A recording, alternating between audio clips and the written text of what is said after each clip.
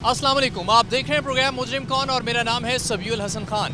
आज हम लोग मौजूद हैं तानल्यावाला शहर में, जहां के थाना सिटी की हदूद में एक अफसोसनाक वाक़या चंद रोज़ कबल पेश आया, जिसमें एक मां को उसके सौतेले बेटों ने बेईमाना तरीके से कत्ल कर दिया और ये कत्ल करने के बाद रंग दिया गया खातून की मौत को तबई मौत का। ये वाक़या क्या है, पुलिस कितने मुल्ज़िमान को अब तक गिरफ़्तार कर चुकी है, आइए प्रोग्राम शुरू करते हैं। इस वक्त हम लोग मकतूला के घर के बाहर मौजूद हैं और ये वो घर है जिसके अंदर ये वारदात हुई है। आपको जाए वारदात दिखाते हैं और क्राइम सीन समझते हैं। हमारे साथ इंटरोगेशन ऑफिसर हमारे साथ होंगे, उनसे कि किस तरह से मुल्ज़िमान ने ये कभी फेल सर अंजाम। FIR का मुकदमा किसकी मुद्दत में दर्ज किया जाए, ये बहरहाल पुलिस के लिए भी एक तरह से वो चैलेंज होता है।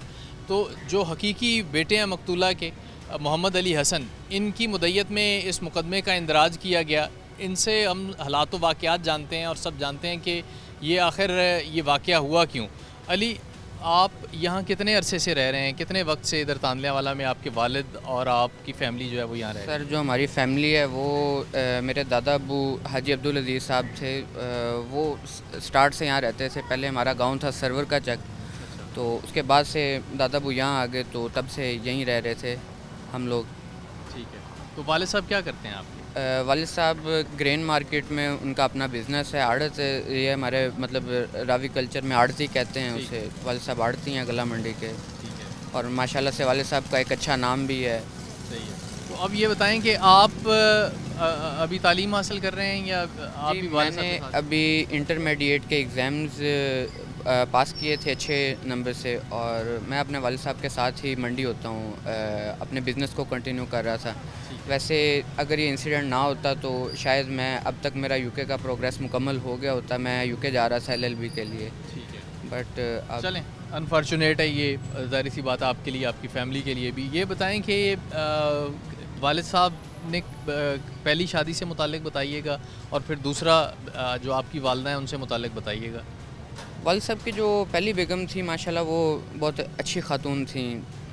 मतलब इतना क्लोजली तो नहीं देखा क्योंकि तब हमारा घर अलग था। मैं और क्योंकि वो तब मतलब जब वालिद साहब की उनसे शादी मतलब उनकी वो दूसरी शादी डेथ हो गई थी, तो उसके बाद मतलब हमारी मेरे वालिद साहब की शादी हुई थी। तो फिर हम मतलब कितने बहन भाई हैं? जो पहली आपकी जो पहली वालदा थी उनसे 9 बहन भाई थे। जो मेरी वालदा थी उनसे मैं अकेला था। अच्छा, आपका और कोई बहन भाई नहीं है? हकीकी हकीकी मेरा कोई बहन भाई भी नहीं है। ठीक है। अच्छा, अली, अब ये बताएं कि घर में क्या हालात थे, क्या झगड़ा क्या था, लड़ाई क्या थी आपकी आपके दूसरे बहन भाइयों से? सर, मेरा ना मेरी वालदा का और ना ही मेरा मतलब कि किसी बहन से या बड़े भाई हैं सलमान हसन, उनसे कोई हमारा नहीं था झगड़ा वगैरह। रोहेल हसन शुरू से ही थ्रेट करता था मेरी वालदा को भी और मुझे भी। वो कहता था कि फैमिली में आप लोगों ने मेरी जगह ले ली, और मतलब उसके दिल में काफ़ी जहर था।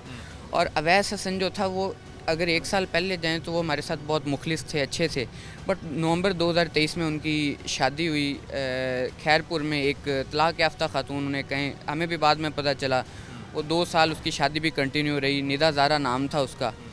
तो वो जब आई तो उसने पहले दिन आते साथ ही फ़साद शुरू कर दिया, और उसके बाद वो फ़साद और रंजिशें इतनी ज़्यादा बढ़ गईं कि 1 फरवरी 2024 इसी साल में मेरे जो बड़े भाई थे दोनों, अवैस हसन और रोहेल हसन, उन्होंने मेरे वालिद और मेरी वालदा पर कातलाना हमला किया। उसकी रिपोर्ट मेरे पास पड़ी हुई है। अच्छा, ये पहले हो चुका जी, ये पहले हो चुका है। मैंने 15 पर तब भी कॉल की, और वुमेन प्रोटेक्शन, क्योंकि मैं पॉलिटिकली काफ़ी एक्टिव था। वो इलेक्शंस के दिन थे तो मैं कैंपेन्स वगैरह पर था। तो जब मैं घर आया तो ये सारा हो चुका था। मैं चाह कर भी उसे बदल नहीं सकता था।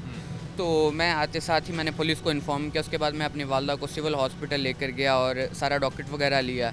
लेकिन मेरी वालदा की रहमदिली थी और मेरे वालिद साहब का बड़प्पन था कि उन्होंने इन दोनों भाइयों को माफ़ कर दिया और एक मौका दिया। उन्होंने कहा कि हमारे बच्चे हैं।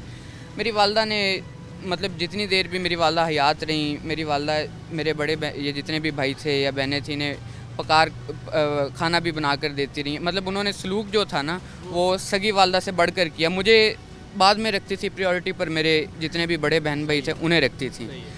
तो बस क्या किया जा सकता है। अच्छा, उस दिन अली ये बताएं कि आप कहाँ थे जब जिस दिन ये वाक़या हुआ? सर मैं मेरे दोनों बड़े ताया थे, हाजी गुलाम हसन और हाजी गुलाम साबिर साहब। हम लोग 2:30 का तकरीबन टाइम था, तो हम लोग जुम्मा की जो नमाज़ थी वो पढ़ कर आए थे। तो हम जैसे ही घर में एंटर हुए तो जो रुहेल हसन था वो मतलब कि उसने हाथ जैसे पकड़े हुए थे, वो हाथ छोड़े हैं। वालदा साहिबा का जो तशद्दुद किया था और उंगलियां टूटी थी, ये पोस्टमार्टम रिपोर्ट और पुलिस के मुताबिक। रुहेल हसन यहाँ पर वहाँ आया है, अपनी गाड़ी वूड़ी में बैठा है और चला गया, यहाँ से फ़रार हो गया आपने उसको जाते हुए देखा? जी। और जो अवैस हसन था वो ऊपर चला गया है, और उसने क्योंकि हमने पहले 1122 को कॉल की, मैंने वालदा साहिबा के सीने के ऊपर कान रखा, मैंने कहा कि शायद अल्लाह ताला की तरफ से कोई हो और सांसें चल रही हों, लेकिन सांसें नहीं चल रही थी। वालदा साहिबा की उस टाइम रूह निकल चुकी थी, उनकी डेथ हो चुकी थी। और मेरी ज़िंदगी का सबसे सख्त तरीन लम्हा वही था कि जब मेरी वालदा इस दुनिया से गई। मेरी अच्छा अली, आप घर पहुँचे हैं, घर में और कौन कौन था? सिर्फ वो रुहेल फ़रार हो चुका था और अवैस हसन था हमारे घर में। अच्छा, अवैस घर पे? अवैस घर में था, और इन लोगों ने मिलकर आपने जब आपने अपनी वालदा को देखा है कि उनकी सांस नहीं चल रही, आपने अवैस को बुलाया है?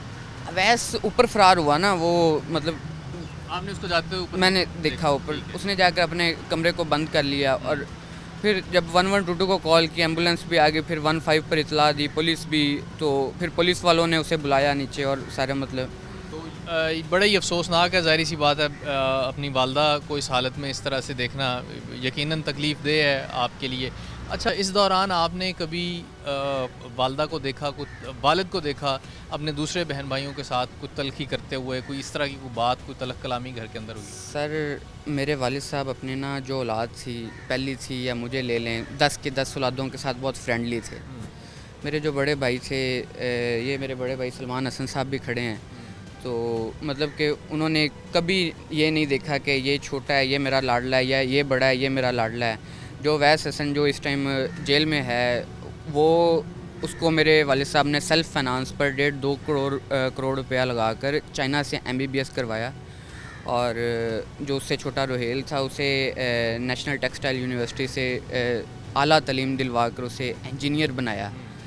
वालिद साहब ने तो अपना सब कुछ उनके ऊपर कुर्बान कर दिया, लेकिन वालिद साहब के बुढ़ापे का सहारा उनकी लाठी इन लोगों ने छीन ली। 60 साल वालिद साहब की उम्र थी, शोल्डर फ्रीज था, 2 हार्ट अटैक हो चुके थे वालिद साहब को।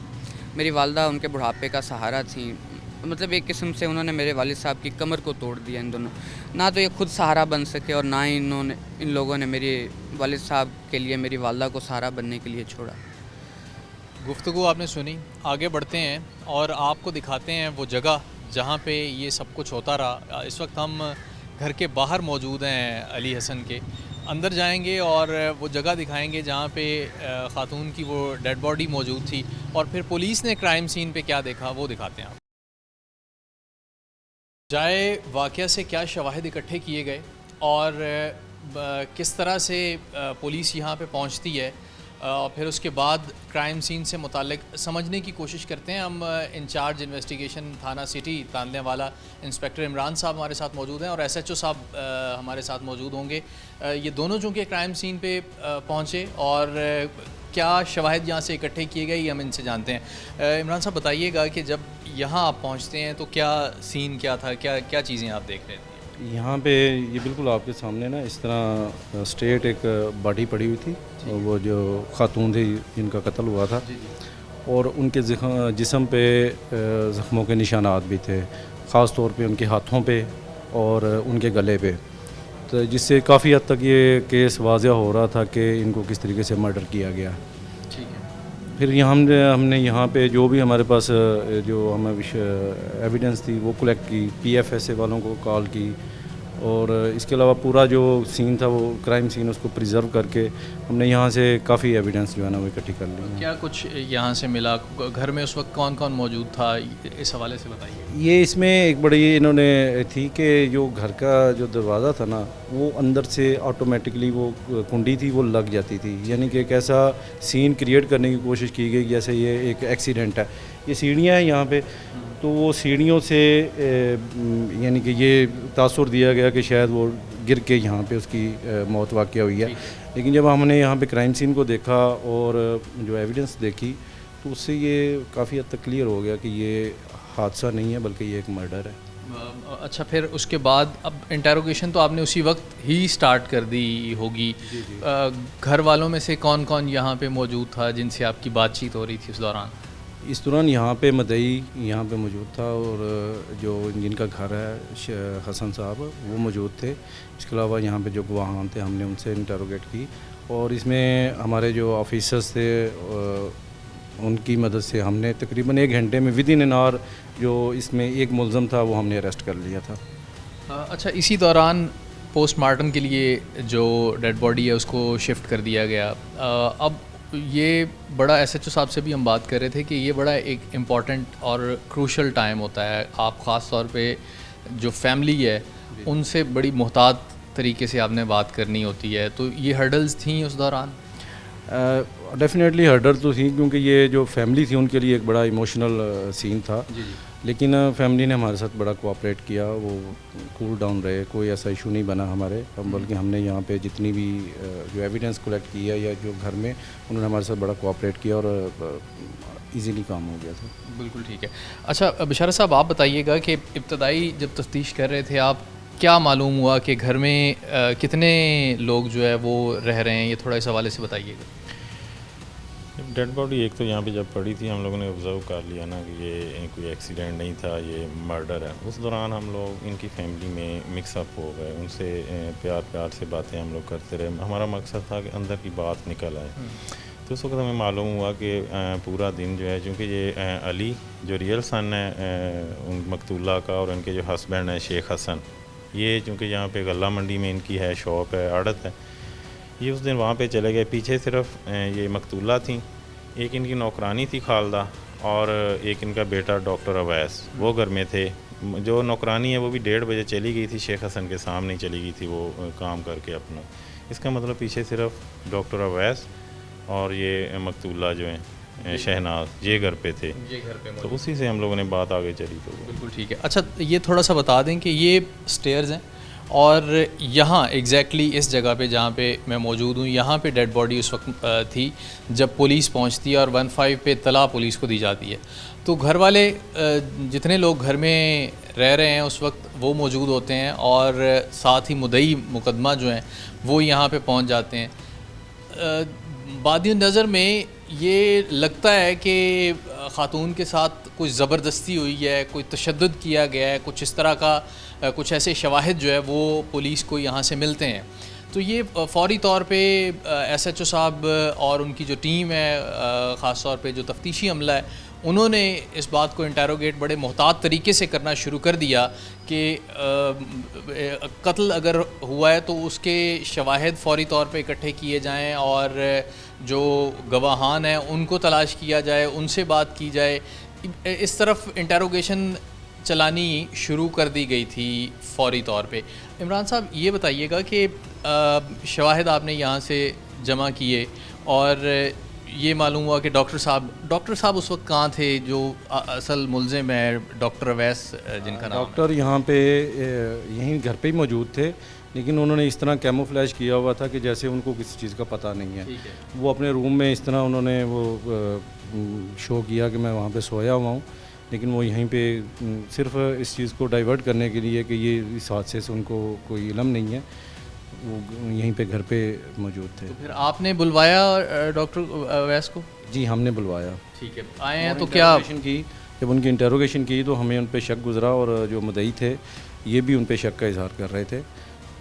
मुद्दई को भी पहले से? अच्छा, इस दौरान कोई ये बात भी सामने आई है कि पहले भी थ्रेट इस तरह के मिल चुके हैं मकतूला को? जी, जो हमने इनसे जो बातचीत की है घर वालों से, उसमें जो ख़ास तौर पे जो एक मुलज़म मफरूर है रोहेल, वो तो इनको काफ़ी हद तक थ्रेट करता रहा है। वो इनको इवन के अपने फादर को भी और जो अब ये जो स्टेप मदर थी इसको फायर मारने तक की बात करता रहा है। लेकिन ये चूँकि उनका एक बेटा था उसको शायद वो लाइट लेते रहे या उसको इतना सीरियस नहीं उन्होंने उसको एंटिसिपेट किया, लेकिन उसको थ्रेट करता रहा वो। थ्रेट वो करता रहा है। दो बातें हैं अब यहाँ पे, एक तो इखलाकी पहलू है, तरबियत बच्चों की आपने उनके दरमियान जो बैलेंस है वो रखना है जब आपने उनकी तरबियत करनी है। और दूसरा जो अहम बात है, जब भी कोई बच्चा आपका या आपका छोटा भाई या घर में कोई भी ऐसी ख़तरनाक बात कर रहा है तो उसको किसी भी तौर इतना आसान नहीं लेना। कोशिश करनी है कि उसके वो किन लोगों में उठ बैठ रहा है ये जाने, कोशिश करनी है कि ये जान सकें कि उसके अंदर चल क्या रहा है और वो क्यों इतनी बड़ी बात कर रहा है। तो ये पहले भी मकतूला को धमकियां मुबैना तौर पे दी जाती रही हैं, जो हमें इमरान साहब ने बताया, और फिर ना सिर्फ धमकियां दी जाती रहीं बल्कि फिर ये सब कुछ कर दिया गया। इसी पर बात करते हैं, एसएचओ थाना सिटी तानल्यावाला इंस्पेक्टर मलिक बशारत अवान साहब हमारे साथ मौजूद हैं। उनसे सर सबसे पहले तो ये बताइएगा कि ये वाक़या किस तरह से पेश आता है, क्या मुहर्रिकात हैं इस वाक़े के पीछे? ये 13 सितंबर की शाम तकरीबन 4 बजे हमें 15 से इतला मिलती है कि कॉलेज रोड पे एक औरत का गला दबाने से मर्डर हो गया है। हम लोग रिस्पॉन्ड किया है, लोकल पुलिस ने, डीएसपी साहब आ गए, सारे सीनियर ऑफिसर्स आ गए। जब हम लोगों ने वहाँ पे गए हैं तो शेख हसन का घर था, घर के अंदर ग्राउंड फ्लोर पे एक डेड बॉडी पड़ी थी। जब चेक किया तो वो उनकी मिसेस थी शहनाज बीबी, उनकी डेड बॉडी थी। हम लोगों ने माइन्यूटली जब चेक किया तो उनके मतलब हाथों पे ज़ख़म थे, कलाइयों पे और गर्दन पे उंगलियों के निशानात थे।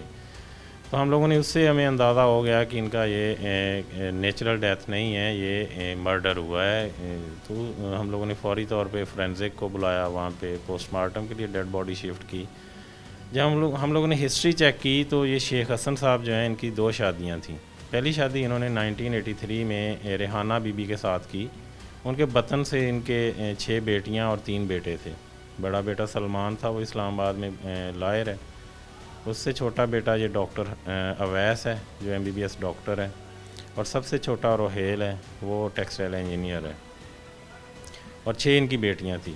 जो रेहाना बीबी है 2008 में उनकी डेथ हो गई है। उनकी ज़िंदगी में ही 2004 में इन्होंने दूसरी शादी की शहनाज बीबी के साथ। शहनाज बीबी के वतन से एक बेटा अली पैदा हुआ, उसकी उम्र है अभी तकरीबन 20 साल है, FSC की है। वो अपने बाप के साथ यहाँ पे गल्ला मंडी में दुकान पे जाता है। बरोज़ वकूआ भी शेख हसन और इनका बेटा अली जो है ये दुकान पे थे। 4 बजे के करीब जब ये अपने घर आए, इनके घर की जो कुंडी है बाहर वाली, वो जंजीर वाली कुंडी थी, वो बाहर से खुल भी जाती है और लग भी जाती है। तो ये कुंडी खोल के अंदर आए हैं, तो जब देखा तो सीन के अंदर सीढ़ी के पास डेड बॉडी पड़ी थी। तो इन्होंने फौरी तौर पे मतलब वावेला डाला, कॉल की, हम लोग पहुँचे। तो हम लोगों ने जब चेक किया तो घर में इनकी गैर मौजूदगी में सिर्फ 2 ही लोग घर पे थे। एक इनकी बेगम शहनाज बीबी और दूसरा बेटा जो था डॉक्टर अवैस, वो घर पे थे। हम लोगों ने उससे सर्च किया तो वो जब हमें शक हो गया, बल्कि कंफर्म हो गया कि ये मर्डर है, तो हम लोगों ने ये अवैस को चेक किया तो ये ऊपर अपने कमरे में था। हम लोगों ने इसे वहाँ से अरेस्ट किया है और थाना शिफ्ट किया है। बाकी डेड बॉडी जो इसका पोस्टमार्टम करवाया, तो जब हम लोगों ने CDRs चेक किए हैं, CDR लिया, तो इसका जो दूसरा भाई है रोहेल, उसकी भी बवक़्त वकूआ और उस रात लोकेशन जो है वो यहाँ पे तांदल्यावाला आ रही है। तो अभी ये तफ्तीश जारी है। अच्छा, ये बताइएगा कि पोस्टमार्टम से लाश को शिफ्ट करने से, डेड बॉडी को देखने से पोस्टमार्टम तक का जो वक्त है, बड़ा इंपॉर्टेंट टाइम होता है। उस दौरान आपकी इंटरोगेशन भी साइड बाय साइड चल रही होती है पुलिस की। तो उस दौरान क्या ऐसे शवाहिद थे जो इस बात को यकीन में बदल रहे थे कि ये तबई मौत नहीं है, ये कत्ल है? एक तो पहले जब हम लोग घर में गए हैं, रिस्पॉन्ड किया ना, तो पहला हमें था कि शायद ये सीढ़ियों से गिर के इनकी डेथ हुई है। तो मेरा था अगर सीढ़ियों से गिर के हुई है तो इनकी जो जिस्म की बॉडी की डायरेक्शन है वो सीढ़ियों की तरफ होनी चाहिए। ये तो सीढ़ियों के बिल्कुल अपोजिट साइड पे है। उससे मुझे हो गया कि नहीं, ये मर्डर है। दूसरा, जब हम लोगों ने इतना वक्त मतलब डेड बॉडी को देखा तो उस पर निशानात थे, उस चीज़ ने हमें कंफर्म कर दिया कि नहीं, ये मर्डर हुआ। फिर इस दौरान हम लोग इनकी फैमिली का इंटरव्यू करते रहे ना, तो उससे हमें पता चला कि इनके घर में बहुत ज़्यादा टेंशन थी। आए रोज़ लड़ाई झगड़े, वो सौतेले बच्चों और सौतेली माँ वाले जो झगड़े थे ना, वो चल रहे थे। प्लस ये इनका जो बेटा है दूसरा, उसने कहते पहले भी थ्रेट किया था कि मैं मार दूंगा आप लोगों को। तो इस तरह के इनके घरेलू प्रॉब्लम्स बहुत ज़्यादा थे जिन्होंने नौबत यहाँ पे मर्डर तक ले आई हैं। तो उससे हम लोगों ने फिर इसे अरेस्ट किया दोबारा। ठीक है। अच्छा, उस दौरान ये डॉक्टर अवैस जो है मुलजिम, ये क्या कर रहा था? इसकी क्या मशकूक कोई एक्टिविटी थी इसकी? इस वो अपने रूम के अंदर ऐसे ही था जैसे कुछ हुआ ही नहीं है, वो ऐसे ही शो कर रहा था, कुछ हुआ ही नहीं, मुझे पता ही नहीं किसी बात का, और मुझे तो बुखार है। हालांकि इतना बड़ा हल्ला गुल्ला और नीचे इतनी पब्लिक और ये थी, और इसे बिल्कुल ही वो शो कर रहा था कि हाँ जी मुझे तो पता ही नहीं, कुछ हुआ ही नहीं यहाँ पे। तो ये था। मतलब इस दौरान आपका वो नैरो डाउन करते गए अपनी जो तफ्तीशी जो टैक्टिक्स हैं उनको, और फिर अच्छा एक रोहेल नामी जो इसका दूसरा भाई है, उससे मुताल्लिक बताइएगा कि उसकी कितनी इन्वॉल्वमेंट है? आपने इसको भी इंटरोगेट कर लिया हुआ है? रोहेल जो है वो एक तो टेक्सटाइल इंजीनियर है, दूसरा वो थोड़ा उसके साइकोलॉजिकल हैं प्रॉब्लम्स, हाइपर हो जाता है। तो जब हम लोगों ने उसका डाटा लिया है तो उससे उसकी लोकेशन वकूए वाले दिन और पिछली रात वो तांदलियाँ वाला आ रही है। तो ये लोग तो कह रहे थे कि हाँ जी वो आया ही नहीं, यहाँ पे लोकेशन बता रही वो यहाँ पे आया भी है। जब हमने इसका मोबाइल फ़ोन चेक किया है डॉक्टर अवैस का, तो इसका राब्ता भी उस दिन उसके साथ था। तो ये हो ही नहीं सकता कि वो जो है रोहेल तांदलियाँ वाला आए और अपने भाई के पास ना आए, ये पॉसिबल नहीं था।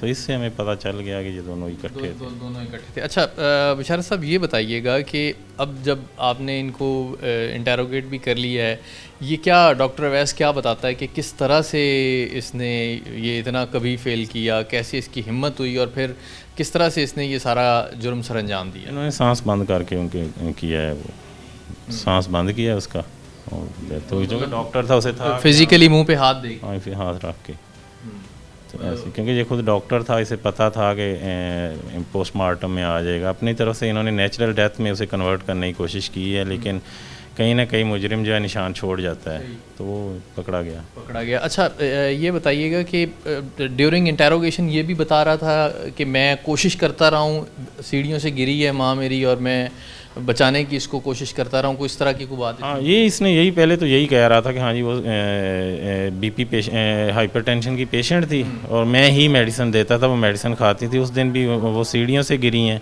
और मैं सीपीआर देता रहा हूँ उन्हें, 5 मिनट तक मैंने उन्हें सीपीआर दिया। पहले ये इसी तरह की प्रिटेंड करता रहा कि हाँ जी वो सीढ़ियों से गिरी हैं, लेकिन बाद में फिर हकीकत कुछ और निकली। तो आपने सुनी। अब इस सारे मामले में कहीं ये नहीं लग रहा कि कोई तालीम का फुकदान है। हाँ, तरबियत का एलिमेंट ज़रूर आ सकता है, घर का माहौल जो है वो ख़राब होना एक बड़ी वजह इस सारे वाक़े की हो सकता है। सौतेला बेटा इस नतीजे पे क्यों पहुंचा, हालात ऐसे घर के क्यों हुए कि उसने अपनी माँ का कत्ल कर दिया। और पहले भी SHO साहब हमें बता रहे हैं कि दौरान तफ्तीश ये बात सामने आई है कि पहले भी जो ये सौतेला बेटा है, जो डॉक्टर अवैस जिसका नाम है, ये भी, और दूसरा रोहेल जिसका नाम है, जो इंजीनियर है, सिविल इंजीनियर है, वो माँ को धमकियाँ दे चुके हैं जान से मारने की। और ये कोई एक दफ़ा नहीं हुआ, इससे पहले भी एक टाइमलाइन है घर के अंदर इस तरह के वाक़यात की जो मुसलसल हो रहे थे। नतीजतन ये सब कुछ हो गया और कत्ल को बड़ी चालाकी से, बड़े शातराना तरीके से छुपाने की और तबई मौत का रंग देने की कोशिश की गई। लेकिन पुलिस ने इब्तदाई मराहिल में ही तफ्तीश के इस नतीजे पर पुलिस पहुंच चुकी थी कि ये आम या तबई मौत नहीं है इस खातून की, बल्कि एक कत्ल है। फिर दौरान पोस्टमार्टम शवाहिद जो हैं वो सामने आए और इस बात को इस्टेब्लिश किया गया कि ये वाकई इस खातून का कत्ल हुआ है। अब थोड़ी बात करते हैं ओवरऑल थाना सिटी के हवाले से। कुछ गैंग्स इंतहाई मतलूब थे थाना सिटी पुलिस तांदलिया वालों को, उन गैंग्स पे कितना काम हुआ है, इस कत्ल के अलावा और कितने केसेस जो हैं वो अब तक रिज़ॉल्व कर चुके हैं गुज़श्ता 1 माह के दौरान। सर, पिछले 1 महीने से के हवाले से बताइएगा, ख़ास तौर पे गैंग्स को पकड़ने के हवाले से बताइएगा। एक गैंग मैं बताता हूँ आपको कि 2023 में, अगस्त 2023 में 425 गांव है यहाँ पर सिटी तांदलिया वाला का। वहाँ पे एक घर के अंदर रात के वक्त हाउस डकैती हुई है। 6 लोगों ने वो वारदात की थी घर में और घर वालों ने जब मुज़ाहमत किया तो वहाँ पे एक बंदा कत्ल हो गया था। तो एक वो पेंडिंग जा रहा था। दूसरा फिर जनवरी 2024 में इसी थाना सिटी तांदलियावाला के 2 गांव 420 और 419 के अंदर एक ही गैंग था 6 बंदों पे मुश्तमिल। उन्होंने 3 घरों के अंदर हाउस डकैती की और फिर तीसरा घर जो था वहाँ पे लोग जाग गए, मुज़ाहमत हुई और वहाँ पे एक बंदा उन्होंने मर्डर कर दिया था और उसके भाई को फायर मार दिया था। तो ये पेंडिंग आ रहा था, इस पर हम लोगों ने वर्किंग की तो अल्हम्दुलिल्लाह ये सारा गैंग हम लोगों ने स्मैश कर लिया। सारे के सारे लोग पकड़े गए हैं, लॉकअप में हैं हमारी। और ये दोनों के दोनों डकैती मर्डर जो हैं ये ट्रेस आउट हो गए हैं, मुलजमान सारे अरेस्ट हो गए हैं और इन मुलजमान ने बेतहाशा वारदातें मानी हैं। इसके अलावा भी बहुत ज़्यादा वारदातें इन्होंने की हैं। ये पहले भी मतलूब थे, ये सारे मुलजमान रिकॉर्ड याफ्ता हैं? जी पहले भी रिकॉर्डेड हैं, कई दफ़ा जेल जा चुके हैं, इश्तिहारी हैं। ये हमारे थाने के 2 मुकदमात के इश्तिहारी हैं ये, तो ऑलरेडी ये रिकॉर्डेड भी हैं। बिल्कुल ठीक है। अच्छा, कोई पैगाम ख़ास तौर पे जिस इशू पे प्रोग्राम हम कर रहे हैं, क्या बीइंग ए पुलिस ऑफिसर क्या समझते हैं आप, क्या वजह क्या बनी है इस सारे वाक़े की? तरबियत है, तालीम तो सिविल इंजीनियर्स हैं घर के अंदर, डॉक्टर्स हैं, बिजनेसमैन हैं घर के अंदर, और तालीम का फुकदान तो बज़ाहिर नज़र नहीं आ रहा।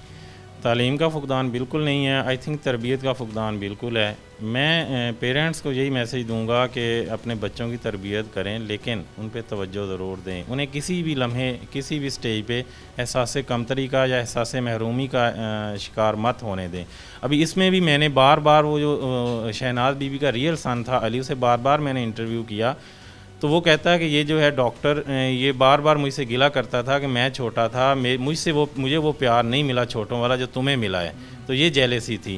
तो बराए मेहरबानी अपने बच्चों में ये एहसास मत पैदा होने दें कि पेरेंट्स फ़लाँ का ज़्यादा ख्याल करते हैं, मेरा कम करते हैं, और ये बात यहाँ पे ले आइए नहीं। बहुत शुक्रिया। इंस्पेक्टर मलिक बशारत तवान साहब की गुफ्तगू आपने सुनी, SHO थाना सिटी तांदलियावाला हैं।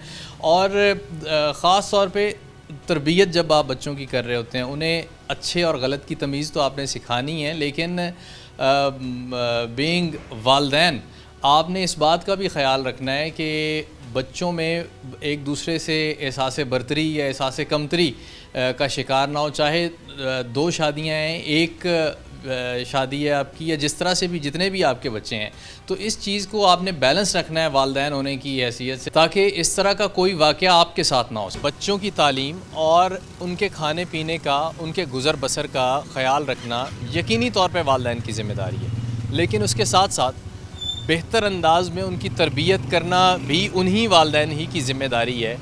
बाज़ औक़ात इस ज़िम्मेदारी से रूगर्दानी का नतीजा ये निकलता है कि माशरे का कोई नुकसान होता है, और अक्सर औक़ात इसके जैसा होता है जैसा कि हमारे इस प्रोग्राम में मुद्दई और उसकी फ़ैमिली के साथ हुआ। आज के इस प्रोग्राम से सबीउल हसन ख़ान को टीम समेत इजाज़त दीजिए। अल्लाह हाफ़िज़।